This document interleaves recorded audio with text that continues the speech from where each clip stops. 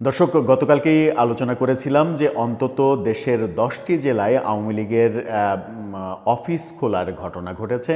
দেশের অন্তত 70-80 জায়গায় আওয়ামী লীগের অফিস খোলার ঘটনা ঘটেছে। গতকালকে এই আলোচনা করে আমরা প্রশ্নই করছিলাম আপনাদেরকে যে এই ব্যাপারগুলো কি ইঙ্গিত দিচ্ছে। এই আলোচনা করতে করতেই গত রাতে একটা ঘটনার জন্ম হয়েছে। সেটা হচ্ছে যে আবারও খুলনার পরে আবারও আওয়ামী লীগের অফিসে মব হয়েছে, আবারও ভাঙচুর, আগুন দেওয়ার ঘটনা ঘটেছে এবং আবারও ওই ছাত্র জনতা, আবারও ওই এনসিপির নেতারা।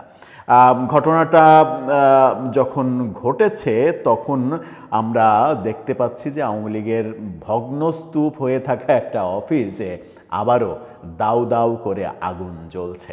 অথচ একদিন আগেই আমাদের নতুন স্বরাষ্ট্রমন্ত্রী তিনি ঘোষণা দিয়েছেন মবের পরিসমাপ্তি হয়েছে, মব কালচার আর করা যাবে না। তাহলে কি যারা এই স্বরাষ্ট্রমন্ত্রীর কথা উপেক্ষা করে আবারও মব তৈরি করছে, সমাজে আবারও গত 1.5 বছরের মতো অবস্থা তৈরি করার শুরুটা করতে চাইছে, তারা অনেক বেশি শক্তিশালী? চলুন একটু জেনে দেখি কি ঘটনা ঘটলো, এই ঘটনা বর্তমান সরকার কিভাবে ঠেকাবে, নাকি এগুলো বৈধতা পেয়ে যাবে। থাকবেন পলিটিক্স টিভির নিয়মিত আয়োজনে।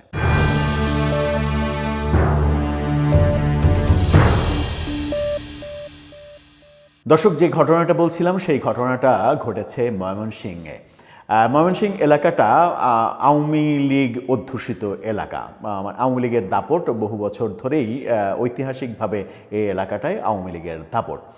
সেই এলাকাতেই বীর বিক্রমে এনসিপির নেতারা, বৈষম্য বিরোধী আন্দোলনের নেতারা গিয়ে আওয়ামী লীগের অফিসে, যে অফিসটা ভাঙচুর করে রাখা হয়েছে, সেই অফিসের জানালা, দরজা, ইট কোনো কিছুই ঠিক নেই, একটা ভগ্ন স্তূপ। সেই ভগ্ন স্তূপে আওয়ামী লীগের নেতাকর্মীরা সেখানে, যদিও তাদের দোষ রয়েছে, অতি উৎসাহী হয়ে সেখানে গিয়ে ওই ভগ্ন স্তূপের মধ্যে বঙ্গবন্ধুর ছবি টাঙানো, পতাকা উড়ানো, মিছিল দেওয়া, মালা দেয়া, এই ঘটনাগুলো ঘটিয়েছে। তাতে চক্ষুশূল হয়েছে এবং আবার মনে হয়েছে যে আবারও মব করতে হবে।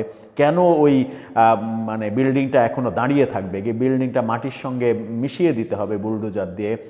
তবে বুলডোজার যায়নি, এটা একটা ভালো খবর বোধহয়। কি বলছে গণমাধ্যম? প্রথম আলো গত রাতে লিড নিউজ করেছে তাদের ওয়েবসাইটে। তারা বলছে, তারাকান্দায় আওয়ামী লীগের কার্যালয়ে বৈষম্য বিরোধীদের বিক্ষোভ, আগুন। ছবিতে আপনারা দেখলেন যে দাউ দাউ করে আগুন জ্বলছে। ময়মনসিংহের তারাকান্দায় কার্যক্রম নিষিদ্ধ আওয়ামী লীগের দলীয় কার্যালয়ে গিয়ে বিক্ষোভ করেছেন বৈষম্য বিরোধী ছাত্র আন্দোলন ও এনসিপি নেতাকর্মীরা। বৃহস্পতিবার রাতে বিক্ষোভের সময় পোড়া কার্যালয়টির ভেতরে আবারও আগুন ধরিয়ে দেয়া হয়।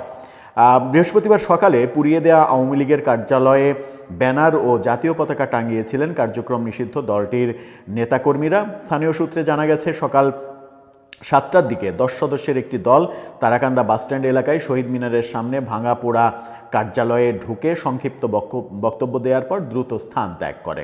এই ঘটনার একটি ভিডিও সামাজিক যোগাযোগ মাধ্যম ফেসবুকে ছড়িয়ে পড়েছে। 24-এর গণ অভ্যুত্থানে শেখ হাসিনার পতনের পরে তারাকান্দা উপজেলা আওয়ামী লীগের 3 তলা বিশিষ্ট কার্যালয়ে ভাঙচুর চালানো হয়েছিল, আগুন ধরে দেওয়া হয়েছিল।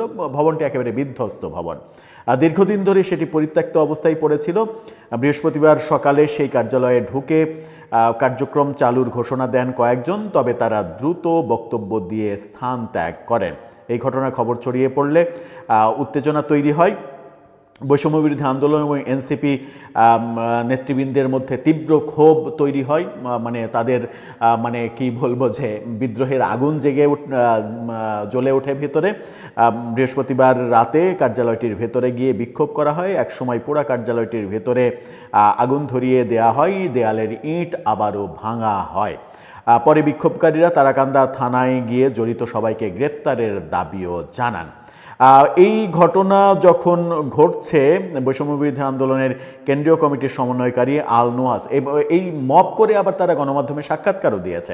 আল নূর আয়াস জাতীয় যুবশক্তির জেলা আহ্বায়ক এনসিপির ময়মনসিংহ জেলা কমিটির সদস্য মাসুদ রানা, বৈষম্যবিরোধী আন্দোলন জেলার যুগ্ম সদস্য সচিব তৌহিদ আহমেদ প্রমুখ ছিলেন। কেন্দ্রীয় কমিটির সমন্বয়কারী আল নূর আয়াস তিনি বলেছেন, আওয়ামী লীগ প্রকাশ্যে কার্যক্রম শুরু করেছে দেখে আমরা সেখানে গিয়ে স্টিকারগুলো ছিঁড়ে আগুন ধরিয়ে দিয়েছি, দেয়াল ভেঙেছি, কার্যালয়টির একটি গেট ছিল সেখানেও তালা দিয়ে দিয়েছি। তিনি আরও বলেন, আমরা থানায় গিয়ে পুলিশকে বলে এসেছি নিষিদ্ধ সংগঠনের যারা আছে তাদের যেন গ্রেপ্তার করা হয়। মানে এখনও তাদের ওই প্রফেসর ইউনূসের আমলের ওই মবের রাজত্ব চলছে, যে থানায় গিয়ে বলবে এ আওয়ামী লীগ, ও আওয়ামী লীগ, ওকে ধরো, ওকে ধরো।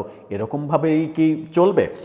এরকমভাবে চলবে এই প্রশ্নটা যখন করছি তখন আমরা দেখেছি যে একদিন আগেই আমাদের স্বরাষ্ট্রমন্ত্রী ঘোষণা দিয়েছেন মবের রাজত্ব শেষ, মব আর করা যাবে না। কিন্তু এই ঘটনা ঘটলো একাধিক জায়গায় দেশের, এবং এই স্বরাষ্ট্রমন্ত্রীর ঘোষণার পরে এই ঘটনাটা বড় ঘটনা একটা ঘটলো, তাও ময়মনসিংহের মতো এলাকায়।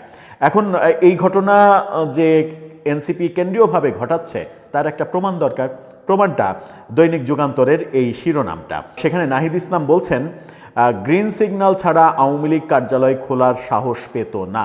অর্থাৎ নাহিদ ইসলাম সরাসরি এই আওয়ামী লীগ অফিস বিভিন্ন জায়গায় পতাকা ওড়ানো হচ্ছে, খোলা হচ্ছে, এটার জন্য বিএনপিকে ব্লেম দিয়েছে এবং বিএনপির গ্রিন সিগন্যালে এটা হয়েছে। সেই কারণেই হয়তো তারা দলীয়ভাবে সিদ্ধান্ত নিয়েছে যে এই বিএনপি যতই গ্রিন সিগন্যাল দিক না কেন, আমরা যেহেতু এই দেশের মানে 2.0 বাংলাদেশ 2.0-র মালিকানা যেহেতু আমাদের ছিল, সেহেতু এখনও আমরা মালিকানা যেন আমাদের থাকে, সেই কারণে আমরা আবারও নতুন করে মব তৈরি করব, নতুন করে কিছু করব। এখন ব্যাপার হচ্ছে, আপনি যদি মনেই করেন যে ওখানে কোনো অপরাধী গিয়েছিল, কোনো অপরাধী এই কাজটা করেছে, তার নামে হত্যা মামলা রয়েছে, যদিও সারা দেশে যে হাজার হাজার মামলা হয়েছে তার বেশিরভাগই মিথ্যা মামলা। বেশ কিছু সত্য মামলার পাশাপাশি লক্ষ লক্ষ মানুষকে মিথ্যা মামলার আসামি করা হয়েছে, এগুলো আমরা জানি, একবারে স্পষ্ট। বিভিন্ন বেসরকারি প্রতিষ্ঠানের প্রতিবেদন, গবেষণা প্রতিবেদন, এগুলোর মাধ্যমে উঠে এসেছে ব্যাপারগুলো। কিন্তু তারপরেও এই ধারা যদি বন্ধ না হয় সেটা একটা বড় ব্যাপার হবে।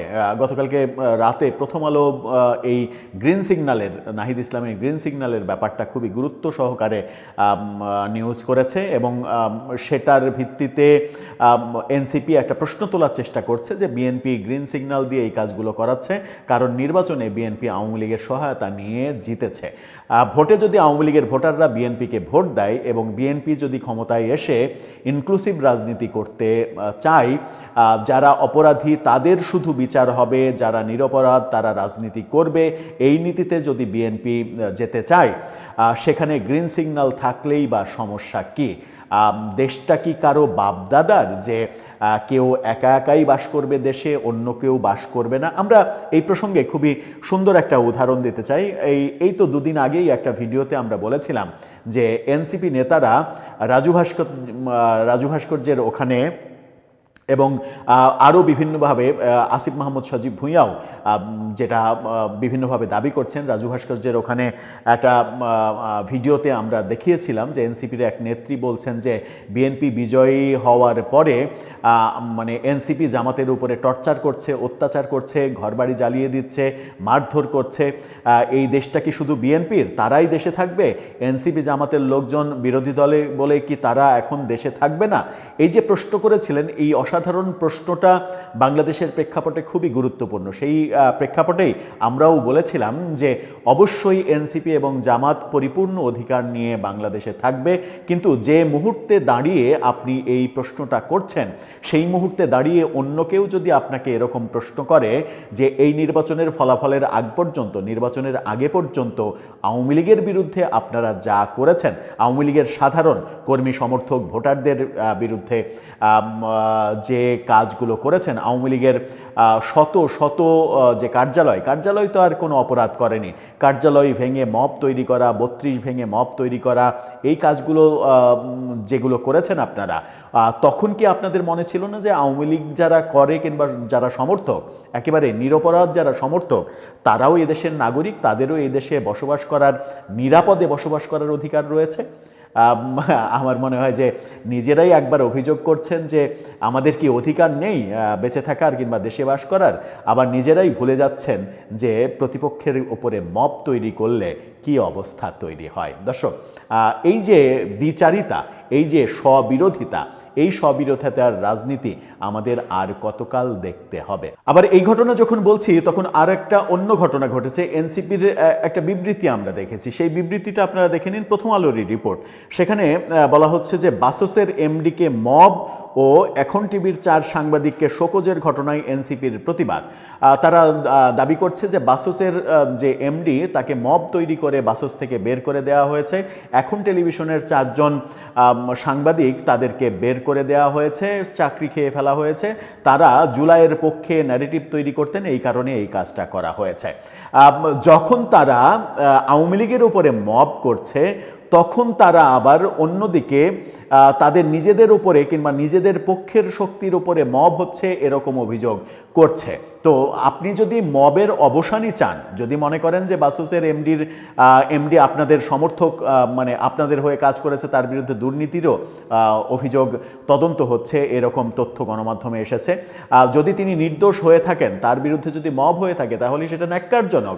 সেটার যেমন প্রতিবাদ করছেন, এখন টেলিভিশনের 4 জন সাংবাদিকের চাকরি চলে গেছে এই প্রতিবাদ করছেন, তখন আপনাদের জোটের লোকজন যখন প্রথম আলো ডেইলি স্টার পুড়িয়ে দিয়েছিল তখন কি হয়েছিল, যখন ছায়ানট পুড়িয়ে দিয়েছিল তখন কি হয়েছিল, যখন মোস্তফা সরোয়ার ফারুকীকে প্রশ্ন করার জন্য 3-4 জন সাংবাদিকের চাকরি চলে গিয়েছিল তখন আপনারা কোথায় ছিলেন, যখন এনসিপির এক নেতা সম্পর্কে অফলাইনে লাইভ শেষ হয়ে যাওয়ার পরে অফলাইনে একজন মন্তব্য করা এখন টিভির এক সাংবাদিকের মন্তব্যকে কেন্দ্র করে মন্তব্যটা যখন, সেই ভিডিওটা যখন বাইরে চলে আসে তখন তার যে চাকরি চলে গেল, তখন আপনারা কি করেছিলেন? এনসিপির এক নেতাকে একটু কটু কথা, অফলাইনে, তাও অনলাইনে না, অফলাইনে তাদের অফিসে সেই রেকর্ডটা বাইরে চলে এসেছিল, তার চাকরি চলে গিয়েছিল, তখন আপনারা কোথায় ছিলেন? বাংলাদেশে এই যে বহু মানে গণমাধ্যম দখল হয়ে গেল, এই দখল কারা করলো? এই দখলের সময় আপনারা কোথায় ছিলেন? তখন আপনাদের এখন টেলিভিশনের 4 জন সাংবাদিকের জন্য যে দরদ মনে হচ্ছে, এই দরদটা অবশ্যই পজিটিভ দরদ, এই দরদ থাকতে হবে, কিন্তু এর আগে এই দরদ ছিল না কেন? এর আগে সাংবাদিকদের হেনস্থা করার সময় এই দরদটা ছিল না কেন? আনিস আলমগীরকে যখন জেলে নেওয়া হয়, মঞ্জুরুল আলম পান্নাকে যখন জেলে নেওয়া হয়, তখন এই দরদটা কোথায় ছিল? যে তাদের উপরে মব তৈরি করে জেলে নেওয়ার যে ঘটনা, সেই ঘটনার সময় আপনাদের এই দরদটা কোথায় ছিল? সেই প্রশ্নগুলো আসবে। এই প্রশ্নগুলো যখন আসবে তখন ব্যাপারগুলো স্ববিরোধী হয়ে যায়। আপনি একদিকে নিজেদের উপরে কিংবা নিজেদের পক্ষের সাপোর্টারদের উপরে মব তৈরির অভিযোগ করবেন সরকারের কাছে, আবার অন্যদিকে নিজেরা গিয়ে আপনার প্রতিপক্ষ যে তার উপরে মব তৈরি করবেন। এই দ্বিচারিতার রাজনীতি বাংলাদেশে বেশি দিন টিকবে না। দর্শক, আপনার মতামত জানিয়ে লিখতে পারেন আমাদের কমেন্ট বক্সে।